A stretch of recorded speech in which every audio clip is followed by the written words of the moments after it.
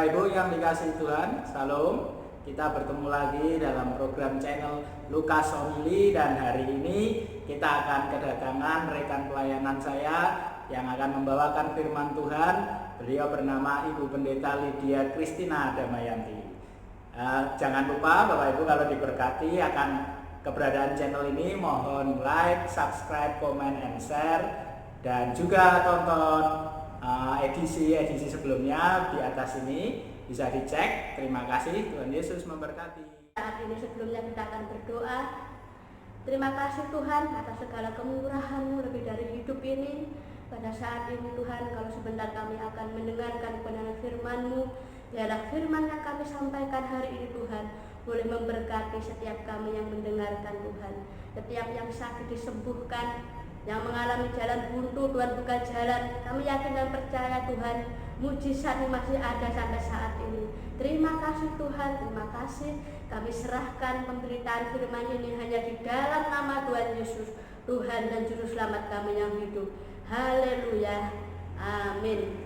Saudaraku yang kasih dalam Tuhan, pada saat ini kita akan belajar satu firman Tuhan. Saya akan beri judul Pemeliharaan Tuhan di Tengah Pandemi. Saudaraku yang kasih dalam Tuhan, pada saat-saat ini hidup kita berada di masa yang serba sulit. Banyak rencana yang sudah kita susun hancur berantakan. Ekonomi dan keuangan dunia mengalami stagnasi. Denyut kehidupan di kota-kota redup akibat pandemi ini, dan kita pun merasakan dampak dari pandemi ini, saudara. Saat ini kita akan belajar bagaimana dengan hidup kita sebagai anak-anak Tuhan. Apakah Tuhan masih memelihara kita? Kita akan belajar dalam Keluaran 16 ayat 14 sampai 23. Saya akan bacakan untuk saudara. Keluaran 16 ayat 14 sampai 23. Demikianlah firman Tuhan. Ketika embun itu telah menguap, tampaklah pada permukaan padang gurun sesuatu yang halus, sesuatu yang seperti sisik, halus seperti embun beku di bumi. Ketika orang Israel melihatnya, berkatalah mereka seorang kepada yang lain, "Apakah ini?" Sebab mereka tidak tahu apa itu. Tetapi Musa berkata kepada mereka, "Inilah roti yang diberikan Tuhan kepadamu menjadi makananmu. Beginilah perintah Tuhan, pungutlah itu, tiap-tiap orang menurut keperluannya. Masing-masing kamu boleh mengambil untuk seisi kemahnya, segomer seorang menurut jumlah jiwa." Demikianlah diperbuat orang Israel. Mereka mengumpulkan, ada yang banyak, ada yang sedikit. Ketika mereka menakarnya dengan gomer, maka orang yang mengumpulkan banyak tidak kelebihan, dan orang yang mengumpulkan sedikit tidak kekurangan. Tiap-tiap orang mengumpulkan menurut keperluannya. Musa berkata kepada mereka, "Seorang pun tidak boleh meninggalkan daripadanya sampai pagi." Tetapi ada yang tidak mendengarkan Musa dan meninggalkan daripadanya sampai pagi, lalu berulat dan berbau busuk. Maka Musa menjadi marah kepada mereka. Setiap pagi mereka memungutnya, tiap-tiap orang menurut keperluannya.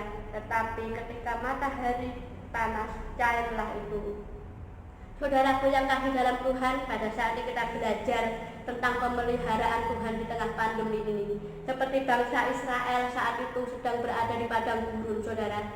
Mungkin padang gurun itu berbicara tentang kesukaran, tentang jalan buntu. Padang gurun itu tidak ada pertolongan, saudara, di padang gurun, tapi di situ mujizat Tuhan dinyatakan. Kita akan belajar mengenai mana. Mana ini adalah roti yang Tuhan berikan untuk menjadi makanan kita. Kalau saat-saat ini mana itu saya artikan tentang berkat Tuhan, saudara. Kita akan belajar tentang mana ini, saudara. Yang pertama, mana ini di ayat yang ke-14 sampai 15 berkata, ketika embun itu telah menguap, tampaklah pada permukaan padang gurun sesuatu yang halus, sesuatu yang seperti sisik, halus seperti embun beku di bumi. Ketika orang Israel melihatnya, berkata mereka seorang kepada yang lain, "Apakah ini?" Sebab mereka tidak tahu apa itu. Tetapi Musa berkata, "Inilah roti yang diberikan Tuhan kepadamu menjadi makananmu." Jadi berkat Tuhan itu, saudara, seringkali datang itu halus. Seringkali berkat Tuhan itu datang halus, lembut, dan sangat kecil. Kita tidak pernah menyadari. seperti bangsa Israel ini tidak tahu ini apa kok kecil ini, tapi di sini kita belajar bahwa berkat Tuhan itu datang halus, saudara. Seringkali berkat Tuhan itu datang juga seperti sisik, saudara. Sisik itu sesuatu yang menjijikkan, tapi kita tidak menyadari bahwa itu adalah berkat Tuhan, saudara. Jadi kalau kita boleh ada, kita boleh memiliki saat ini, itu semua pemeliharaan Tuhan dalam hidup kita. Jadi berkat Tuhan itu datangnya halus dan seperti sisik, saudara. Mari kita belajar bahwa pemeliharaan Tuhan itu meskipun kecil dalam hidup kita, saudara, kita harus tetap bersyukur atas pemeliharaan Tuhan. Yang kedua, saudara, di ayat yang selanjutnya, ayat yang ke-16, beginilah perintah Tuhan, pungutlah itu tiap-tiap orang menurut keperluannya. Masing-masing kamu boleh mengambil untuk seisi kemahnya, segomer seorang menurut jumlahnya. Saudaraku yang kasih dalam Tuhan, berkat Tuhan itu tidak datang dengan tiba-tiba, saudara. Mana itu tidak benar langsung turun, tapi harus ada usaha. Jadi bangsa Israel harus memungut mana itu, saudara. Ini berarti bahwa berkat Tuhan itu datang ketika kita mau berusaha. Amin, saudara. Mari kita berusaha, apapun yang menjadi usaha kita, Tuhan itu akan memberkati kita, saudara. Jadi berkat Tuhan itu datang kepada orang yang mau berusaha. Amin. Kalau kita tidak mau berusaha, kalau kita diam saja, kita tidak akan boleh beroleh mana itu, saudara. Tapi kalau kita mau berusaha seperti bangsa Israel, memungut tiap pagi, ini artinya ada usaha, saudara. Kita harus berusaha agar berkat Tuhan itu terus nyata dalam kehidupan kita. Meskipun di tengah pandemi seperti ini, mari apapun yang menjadi usaha, saudara, berusahalah dengan sekuat tenaga. Tuhan itu akan memberkati hidup kita. Dan yang ketiga, saudara, kita akan belajar tentang mana atau berkat Tuhan ini di ayat yang ke-17 sampai 18. Demikianlah diperbuat orang Israel, mereka mengumpulkan, ada yang banyak, ada yang sedikit. Ketika mereka menakarnya dengan gomer, maka orang yang mengumpulkan banyak tidak kelebihan, dan orang yang mengumpulkan sedikit tidak kekurangan. Tiap-tiap orang mengumpulkan menurut keperluannya. Artinya apa, saudara? Berkat Tuhan itu dicurahkan sesuai dengan porsi kita masing-masing. Amin, saudara. Jadi kalau kita tidak boleh iri dengan orang yang berkatnya besar, atau kita tidak boleh terlalu sombong kalau kita ini memperoleh berkat besar, saudara. Kita itu mempunyai wadah sendiri-sendiri, saudara. Ada yang wadahnya 1 gelas, ada yang wadahnya 1 ember, ada yang wadahnya 1 drum, ada yang wadahnya 1 kolam. Jadi berkat Tuhan itu sesuai dengan porsi kita masing-masing. Amin, saudara. Jadi kita tidak boleh iri dengan teman kita yang lebih kaya misalnya. Mereka sudah mempunyai porsinya sendiri-sendiri, saudara. Jadi sesuai dengan kebutuhan kita masing-masing. Amin, saudara. Jadi kalau teman kita atau di sini dikatakan bahwa kalau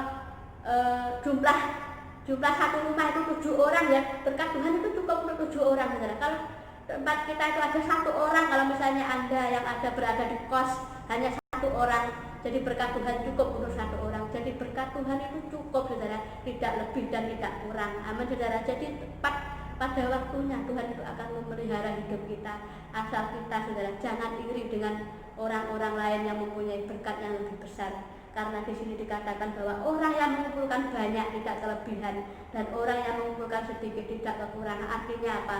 Bahwa berkat Tuhan itu cukup untuk kita, saudara. Amin. Di tengah pandemi seperti ini, percayalah berkat Tuhan itu cukup buat saya dan saudara. Karena seperti Tuhan memelihara bangsa Israel, Tuhan juga akan memelihara kita, saudara. Tuhan itu tidak akan pernah meninggalkan kita. Di mungkin saat ini saudara mengalami bahwa usaha saudara mulai menurun, usaha saudara saat ini mulai sepi, saudara. Tapi percayalah berkat Tuhan itu cukup untuk kita hari ini, saudara. Dan yang keempat, saudara, kita akan belajar bahwa di ayat yang ke-20, ayat yang ke-19, Musa berkata kepada mereka, seorang pun tidak boleh meninggalkan daripadanya sampai pagi. Tetapi ada yang tidak mendengarkan Musa dan meninggalkan daripadanya sampai pagi, lalu berulat dan berbusuklah. Maka Musa menjadi marah kepada mereka. Saudara-saudara yang kasih dalam Tuhan, berkat Tuhan yang keempat itu kita akan belajar diturunkan pada pagi hari, saudara. Jadi mana itu turun pada pagi hari, bukan siang hari atau malam hari, tapi pada pagi hari. Artinya apa, saudara?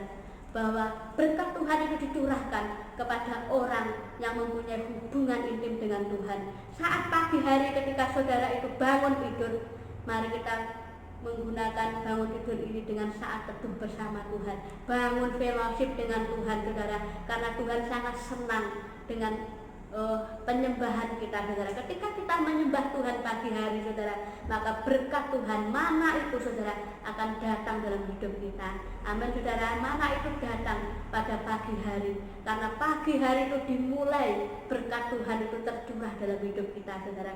Di sini dikatakan bahwa ketika kita terlambat sedikit saja, saudara, berkat itu akan berulat dan berbau busuk. Artinya apa, saudara? Kalau kita tidak membangun hubungan baik dengan Tuhan pada pagi hari, maka berkat itu akan sia-sia, saudara. Itu tidak akan pernah berguna dalam hidup kita. Jadi mana itu Tuhan curahkan dalam hidup kita ketika kita bangun pagi hari dengan semangat yang baru, kita mengambil saat teduh dengan Tuhan, kita akan komunikasi dengan Tuhan, saudara. Di situ saudara akan merasakan pemeliharaan Tuhan itu luar biasa dalam hidup kita. Bangsa Israel tidak pernah kekurangan, saudara. Meskipun mereka hidup di padang gurun dengan panas terik pada siang hari, saudara, Tuhan itu akan mengawal, Tuhan itu akan senantiasa memberkati, Tuhan itu akan senantiasa memelihara bangsa Israel. Demikian juga saya dan saudara pada saat ini. Kita adalah umat-umat pemenang, saudara. Di tengah pandemi seperti ini, jangan kita larut dengan kesedihan, tapi kita harus semangat. Kita harus percaya bahwa pemeliharaan Tuhan itu nyata dalam hidup kita. Meskipun kanan kiri kita mengalami kesukaran, saudara, percayalah Tuhan itu akan memelihara hidup kita. Sekali lagi, saudara, saya akan simpulkan berkat Tuhan itu mana itu datang halus dan bersisik. Seringkali kita tidak menyadari bahwa itu berkat Tuhan. Sebenarnya hal terkecil dalam hidup kita itu adalah bentuk dari pemeliharaan Tuhan dalam hidup kita. Yang kedua, saudara, mana itu harus dipungut. Jadi berkat Tuhan tidak datang dengan sendirinya. Berkat Tuhan itu datang ketika kita mau berusaha, ketika kita mau bergerak, ketika kita mau mencari, Tuhan itu akan memberkati kita, saudara. Jadi kita jangan berpangku tangan dan menunggu berkat itu datang, saudara. Tapi kita harus segera berlari, kita harus segera berusaha memungut berkat Tuhan itu. Maka Tuhan itu akan memberkati setiap apa yang kita butuhkan. Dan yang ketiga, saudara, berkat Tuhan itu sesuai dengan porsi kita masing-masing. Jadi tidak kurang, tidak lebih, pas sesuai dengan kebutuhan kita, saudara. Dan yang keempat, berkat Tuhan itu dicurahkan pada pagi hari ketika kita membangun hubungan intim dengan Tuhan, ketika membangun fellowship dengan Tuhan, saat teduh dengan Tuhan, disitulah berkat Tuhan itu dicurahkan. Saya akan tutup dalam ayat di dalam Ratapan 3 ayat yang ke-22 sampai 23. Ratapan 3 ayat 22 sampai 23, demikianlah firman Tuhan.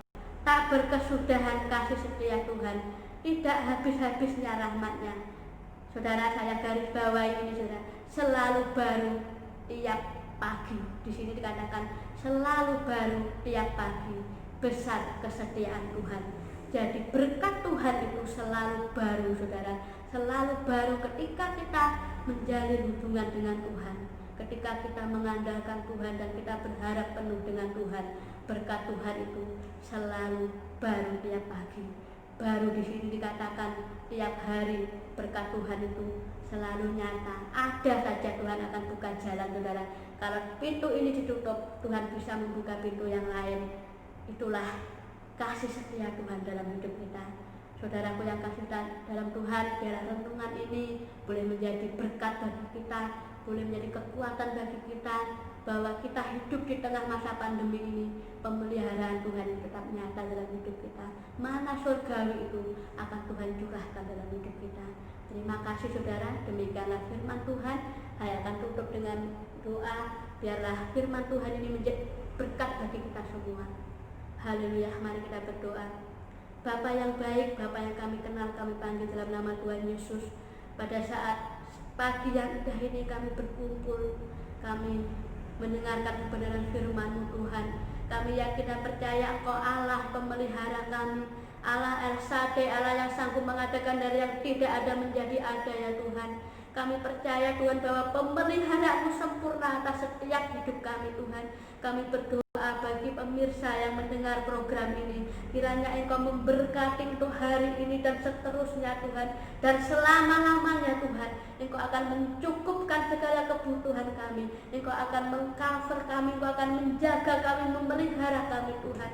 Kami yakin dan percaya pemeliharaan-Mu mana yang dari surga itu Tuhan, Engkau akan curahkan dalam hidup kami Tuhan. Terima kasih Tuhan, terima kasih, kami percaya Tuhan lewat kebenaran firman Tuhan ini boleh menjadi kekuatan bagi kami yang lemah, kami yang sakit akan disembuhkan, kami yang tidak punya pengharapan akan diberi pengharapan yang baru Tuhan, karena kami percaya kami mempunyai Tuhan yang besar, Tuhan yang dahsyat seperti Engkau Tuhan yang tidak pernah meninggalkan kami. Terima kasih Tuhan, terima kasih. Kami alaskan doa ini hanya di dalam nama Tuhan Yesus, Tuhan dan Juru